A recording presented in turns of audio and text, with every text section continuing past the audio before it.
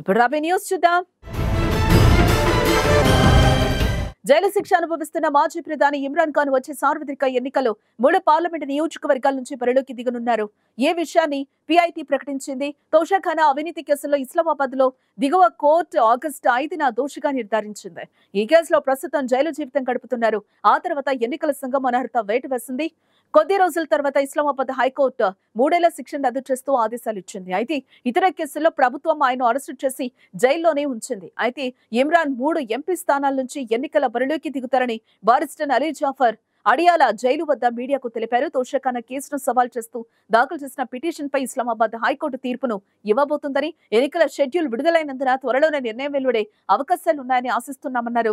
Nomination పత్రాలను దాఖలు చేయాలని పీటీఐ కార్యకర్తలకు ఇమ్రాన్ సూచించినట్లుగా పేర్కొన్నారు. 100% పార్టీ కార్యకర్తల ప్రాధాన్యం ఇస్తామన్నారు.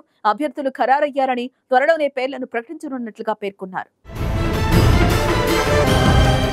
బంగ్లాదేశ్ లో దారుణ ఘటన చోటు చేసుకుంది. ప్రభుత్వ తీరుకు వ్యతిరేకంగా ఉద్యమిస్తున్న కొందరు ఆందోళనకారులు ఉన్మాదుల్లా వ్యవహరించారు. విమానాశ్రయం నుంచి ఢాకా నగరంలోకి వెళ్తున్న రైలుకు నిప్పు పెట్టారు. దాంతో రైలు 3 బోగీలకు మంటలు అంటుకున్నాయి. ఈ ఘటనలో ఒక మహిళ, మైనర్ కుమారుడితో పాటు మొత్తం 4 సజీవ దహనమయ్యారు. బంగ్లాదేశ్ లో జనవరి 7న పార్లమెంటు ఎన్నికలు జరగనున్నాయి. ఈ క్రమంలో పోలింగ్ లో అవకతవకలు జరగకుండా ఏ పార్టీకి సంబంధం లేని ఆపద్ధర్మ ప్రభుత్వాన్ని ఏర్పరచాలని ప్రధాన ప్రతిపక్షమైన బంగ్లాదేశ్ నేషనలిస్ట్ పార్టీ డిమాండ్ చేసింది. బిఎన్పి డిమాండ్ను పాలక అవామీ లీగ్ తిరస్కరించింది. దాంతో ఆగ్రహించిన బిఎన్పి ఈ ఎన్నికల బహిష్కరణ కోసం ఉద్యమిస్తోంది. బిఎన్పికి చెందిన ఆందోళనకారులు పెద్ద సంఖ్యలో రోడ్లపైకి వచ్చి నిరసన వ్యక్తం చేస్తున్నారు. ఈ క్రమంలోనే ఎయిర్పోర్ట్ నుంచి ఢాకా సిటీలోకి వెళ్తున్న రైలుకు ఆందోళనకారులు నిప్పు పెట్టారు. అమెరికాలో ఖలిస్తానీ ఉగ్రవాది గురుపంత్ సింగ్ పన్ను హత్యకు భారతీయుడు కుట్ర పన్నాడని కొద్ది రోజుల క్రితం అమెరికా మీడియాలో కథనాలు వెలువడుతున్న నేపథ్యంలో భారత ప్రధాని నరేంద్ర మోదీ తొలిసారిగా స్పందించారు. నిరాధారమైన ఆరోపణ చేయడం సబబు కాదని స్పష్టం చేశారు. సాక్ష్యాలు ఉంటే తప్పకుండా శిక్షిస్తామన్నారు. తాజాగా ప్రముఖ మీడియాకి ఇచ్చిన ఇంటర్వ్యూలో ఆయన ఈ విషయం వెల్లడించారు. ఈ నేపథ్యంలోనే అమెరికా నేరారోపణను ప్రధాని మోదీ ఖండించారు.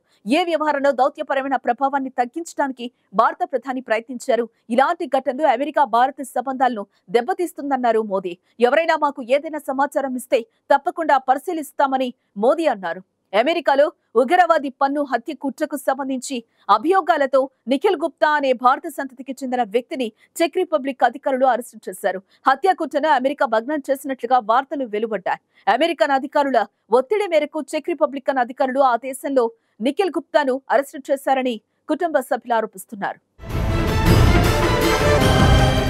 ఈజిప్ట్ అధ్యక్ష ఎన్నికల్లో ప్రస్తుత అధ్యక్షులు అబ్దెల్ ఫతా అల్ సిసి ఘన విజయం సాధించారు. 2024 అధ్యక్ష ఎన్నికల్లో పోలిన ఓటర్లు సిసి సుమారు 4 కోట్ల ఓట్లు లేదా 89.6% ఓట్లతో ఆయన విజయం సాధించినట్లుగా ఈజిప్ట్ నేషనల్ ఎలక్షన్ అథారిటీ ప్రకటించింది. ఎన్నికల్లో స్వదేశంలో, విదేశాల్లో దాదాపు 4.48 కోట్ల మంది ఓటు వేశారని, మొత్తం 6.7 కోట్ల మంది అర్హులైన ఓటర్లలో 66.8% పోలింగ్ లో పాల్గొన్నారని తెలిపారు. ఇది ఈజిప్ట్ చరిత్రలోనే అత్యధిక పోలింగ్ శాతం అన్నారు.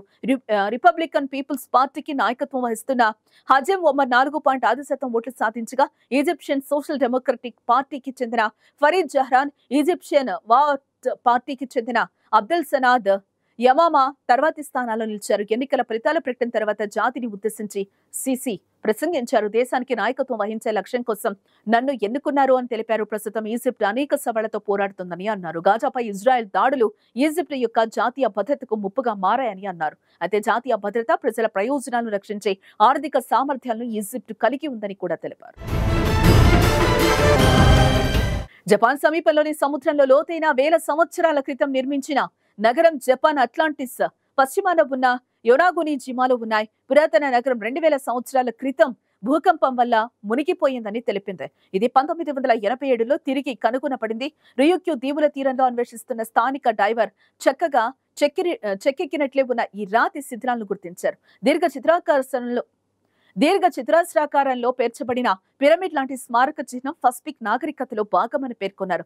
బహుశా 12,000 BC నాటికే ఈ ద్వీపాల్లో నివసించిన జపాన్ చరిత్ర పూర్వ జోమోన ప్రజలు దీన్ని నిర్మించి ఉంటారని నేషనల్ జియోగ్రఫిక్ అంచనా వస్తోంది. అయితే కొంతమంది నిపుణులు దీనిని ఉత్తర ఐర్లాండ్ లోని జైంట్ కాజ్వేతో పోల్చారు. దీని వేలాది ఇంటర్లాకింగ్ బసాల్ట్ స్తంభాలు మిలియన్ల సంవత్సరాల క్రితం అగ్నిపర్వత విస్ఫోటనం ద్వారా సృష్టించబడ్డాయి. నీటి అడుగున నిర్మాణం వంపు ప్రవేశాలు, ఇరుకైన మార్గాలను కలిగి ఉంది.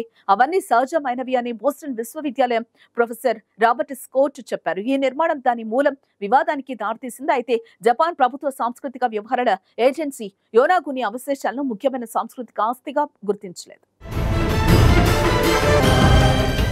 అమెరికాలోని టెన్నెస్సీని తాకిన తీవ్ర తుఫాన్లో ఊయలతో పాటు ఎగిరిపోయిన 4 నెలల చిన్నారి ఊహించని రీతిలో ప్రమాదం నుంచి తప్పించుకున్నాడు.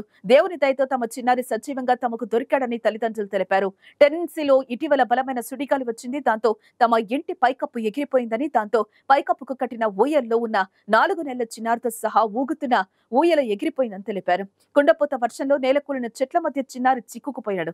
అంతేకాదు ఈ తుఫాన్లో ఆ చిన్నారితో పాటు వారి 7 ఏళ్ల వయసున్న మరో కుమారుడు తల్లిదండ్రులకు స్వల్ప గాయాలైనట్లుగా తెలిపారు. ఊయలతో పాటు ఎగిరిపోతున్న తమ కుమారుని రక్షించేందుకు తన భర్త పరిగెత్తారని, అయితే తుఫాన్ తాకిడి కారణంగా కుమారుని రక్షించలేకపోయారని తెలిపారు. ఈ సమయంలో మూర్ తన మరో కుమారుడు ప్రిన్స్టన్ కు ఎలాంటి అపాయం కలగకుండా గట్టిగా పట్టుకుంది. 10 నిమిషాల పాటు చిన్న కొడుకు కోసం ఆ దంపతులు వెతకగా కూలిన చెట్ల మధ్య చిన్నారిని గుర్తించారు. మొదట కుమారుడు చనిపోయాడని భావించారు మూర్ దంపతులు. అయితే అదృష్టవశాత్తు పిల్లాడు బతికే ఉండటంతో ఊపిరి పీల్చుకున్నారు.